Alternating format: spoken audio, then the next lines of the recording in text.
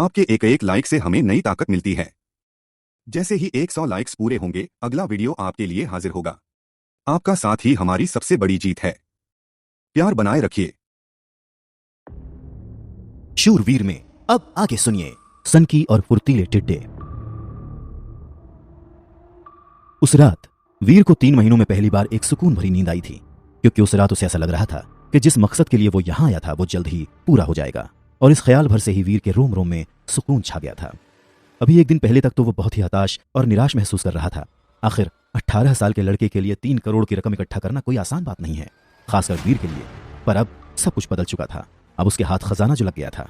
सुनहरे कछुए का कवच अभी भी उसके पास है, जो कम से कम 1 से 2 करोड़ तक की कीमत का होगा। इसके अलावा उसके पास काला क्रिस्टल भी है, जिससे वो आम एलियंस को डेवलप कर सकता है। और जब तक ये काला क्रिस्टल उसके पास है, तब तक 3 करोड़ रुपए कमाना कोई मुश्किल बात नहीं है। हरी बिल्ली की लाश को जमीन पर पड़ा देखकर वीर कुछ देर तक सोचता है, और फिर उसकी एनर्जी खुद हासिल करने के बजाय उसे एक शीशी में बंद करके सावधानी से अपने बैग में रख लेता है। अब उसे एक एलियन को पकड़ने की जरूरत है, जिसे वो काले क्रिस्टल की ताकत से डेवलप कर सके और फिर उसकी एनर्जी को पैसों के लिए बेच सके। अब जब उसके पास सीक्रेट ब्लड डेविल सोल का कवच है, तो वो आसानी से आम एलियंस के बजाय म्यूटेंट एलियंस का शिकार कर सकता है, और इसमें उसकी जान को ज्यादा खतरा भी नहीं होगा।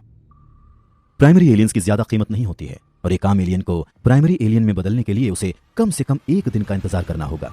इसलिए वीर फैसला करता है कि वो कम से कम 1 म्यूटेंट एलियन की एनर्जी बेचेगा, ताकि उसे जल्द से जल्द 3 करोड़ रुपए मिल सके। बस यही सोचकर वीर पूरी तैयारी के साथ अपने कमरे से बाहर निकलता है। हालांकि जैसे ही वो बाहर निकलता है तो वो देखता है कि वहां मौजूद कुछ लोग उसकी तरफ इशारा करके हंस रहे थे, मानो उसका मजाक उड़ा रहे हों। उनमें से कोई भी वीर के पास तक नहीं आ रहा था। सब उसे ऐसे देख रहे थे जैसे कि वो कोई भूत हो। हैरानी की बात तो यह थी कि वो सभी लोग वीर की ही तरह पृथ्वीवासी थे, पर फिर भी वो सब वीर से दूर ही रहते थे। आमतौर पर जब पृथ्वी से कोई टाइटन ग्रह पर आता है, तो फिर चाहे वो कितना ही कमजोर क्यों ना हो, अगर उसकी मार्शल आर्ट्स की तकनीक थोड़ी बहुत भी अच्छी होती है, तो उसे यहां कोई ना कोई साथी मिल ही जाता है, और फिर वो लोग साथ मिलकर प्राइमरी एलियंस का शिकार करते हैं। पर वीर के साथ ऐसा कुछ भी नहीं हुआ। अगर उसे देव आश्रम में एक भी साथी मिल जाता तो शायद उसे एलियंस का शिकार करने में और डेवलप होने में इतनी परेशानी नहीं होती। लेकिन वीर का साथ देना तो दूर, उल्टा सब उससे दूर भागते थे। 3 महीने से ज्यादा टाइटन ग्रह में गुजारने के बाद वीर को अब इसकी आदत हो गई थी। इसलिए अब उसे इस बात से कोई फर्क नहीं पड़ता था कि कोई उसका मजाक बना रहा है या उससे कोई दूर भाग रहा है। दरअसल उन लोगों के इस तरह के बर्ताव के पीछे भी एक कहानी है, जिसे याद करके वीर आज भी एम्बैरेस हो जाता है। 3 महीने पहले जब वो पहली बार देव आश्रम आया था, तब उसकी नजर एक बड़ी सी सफेद लोमड़ी पर पड़ी थी। पहले तो वीर उस लोमड़ी को देखकर काफी हैरान हुआ था, क्योंकि उस लोमड़ी की कदकाठी पृथ्वी ग्रह की लोमड़ी से काफी अलग थी। पर फिर उसे एहसास हुआ कि वो इस समय पृथ्वी पर नहीं बल्कि टाइटन पर है, और ये लोमड़ी कोई आम लोमड़ी नहीं बल्कि एक एलियन है। इस बात का एहसास होते ही वीर तुरंत ही अपना खंजर निकालकर उस सफेद लोमड़ी पर निशाना साधता है। वीर की तरफ उस सफेद लोमड़ी के पीछे का हिस्सा था, इसलिए वो लोमड़ी अपनी तरफ होने वाले वार को देख नहीं पा रही थी। इसी बात का फायदा उठाकर वीर पूरी सावधानी के साथ अपने खंजर से उस लोमड़ी पर पीछे से वार कर देता है। वीर का ये एक वार पूरे देवाश्रम में उसे और अवनी शेरगिल को मजाक का विषय बना गया था। क्यों? क्योंकि वो सफेद लोमड़ी कोई एलियन नहीं बल्कि अवनी शेरगिल खुद थी, जो वीर की ही तरह एक पृथ्वीवासी थी। जब वीर ने उस पर वार किया, उस समय डेविल सोल की शक्ति का इस्तेमाल करके अवनी ने अपना रूप बदल रखा था। अवनी शेरगिल पूरे देवाश्रम में सबसे ताकतवर लड़की थी। सीक्रेट जीन पॉइंट्स के साथ उसके फिजिकल डेवलपमेंट की पहली लेवल पूरी होने ही वाली थी, और वो दूसरे लेवल की तरफ बढ़ रही थी।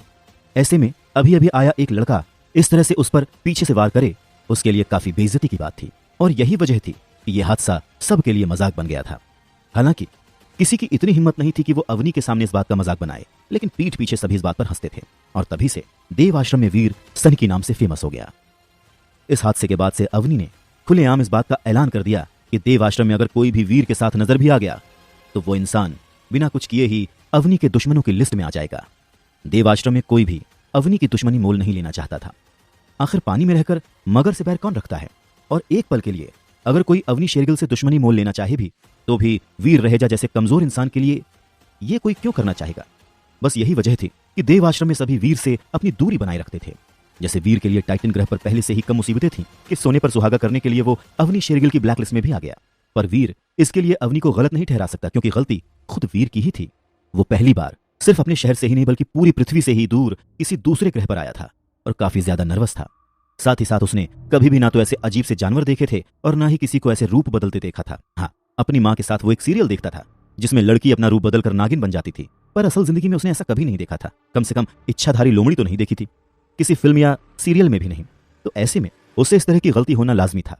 पर फिर भी वो अवनी शेरगिल को कोई दोष नहीं देना चाहता था। यही क्या कम है कि उसकी इस गलती पर अवनी ने गुस्से में उसे जान से मारा नहीं, वरना 18 साल की कम उम्र में ही उसकी फोटो पर हार अच्छा नहीं लगता।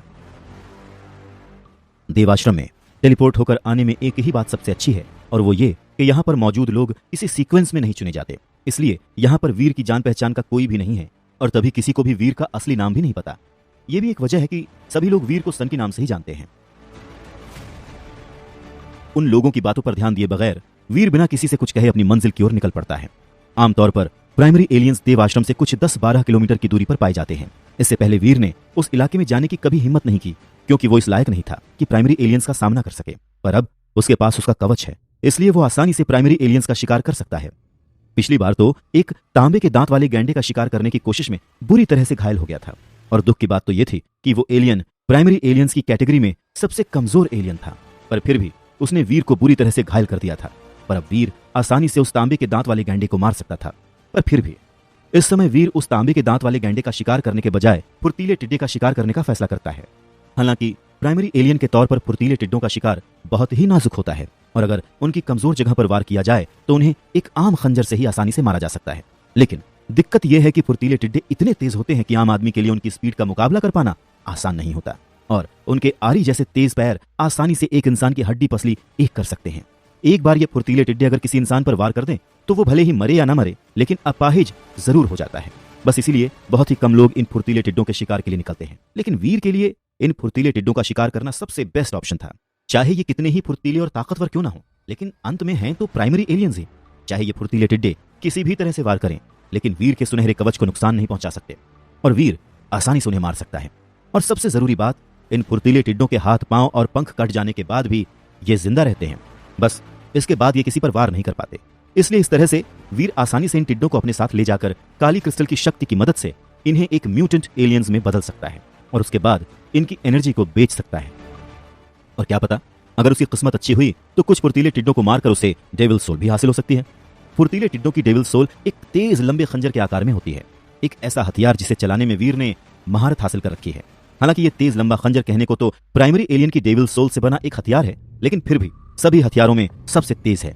यहां तक कि इसकी तुलना म्यूटेंट एलियंस की डेविल सोल से बने हथियार से की जा सकती है।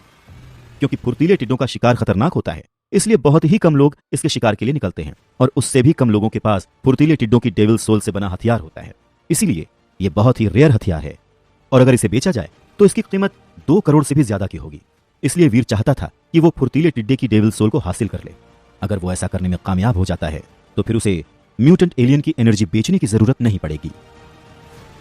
जैसे जैसे वीर फुर्तीले टिड्डों के इलाके के करीब जा रहा था, वैसे वैसे उसे कम से कम लोग दिख रहे थे, और फुर्तीले टिड्डों के इलाके के आसपास तो उसे एक भी इंसान नजर नहीं आया। वीर जानता था कि इस इलाके में उसे बहुत सावधान रहने की जरूरत है, इसलिए वो तेजी से चलने के बजाय बहुत ही धीमे धीमे कदम रख रहा था। वो पूरा इलाका लंबी घास और पेड़ से भरा हुआ था।